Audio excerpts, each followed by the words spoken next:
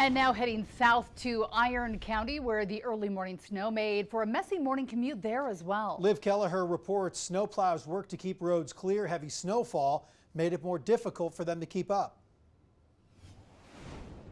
UDOT crews were out before the sunrise, pre-treating the roads and working to stay ahead of this storm.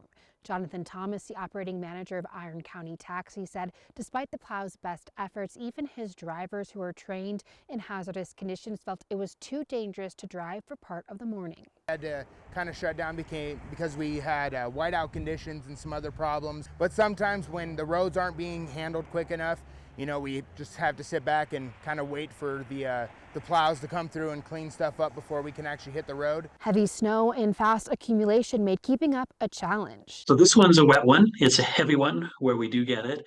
It's been a little sporadic. It's been interesting to see some areas have got hit in a little harder than other areas.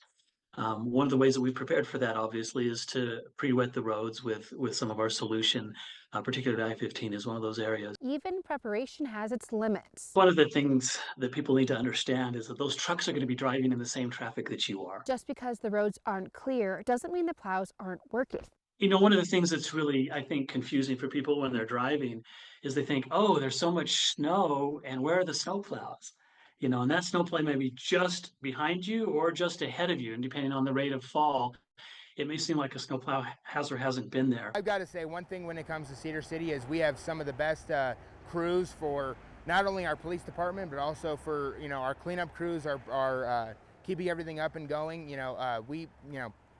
Small town, and we get it done. Thomas, who also has a background in medical transport, says a few key driving tips can keep you safer on the road. Our cars have a way to communicate. People don't really realize that. You can put on your hazards. That's letting people know you're going slower than normal, that you're being more precautious. UDOT also cautions drivers about dropping temperatures right around the start of your evening commute. He says that infrastructures like bridges and overpasses do freeze more quickly than roads, creating even greater invisible danger. In Cedar City, Liv Kelleher, KUTV 2 News.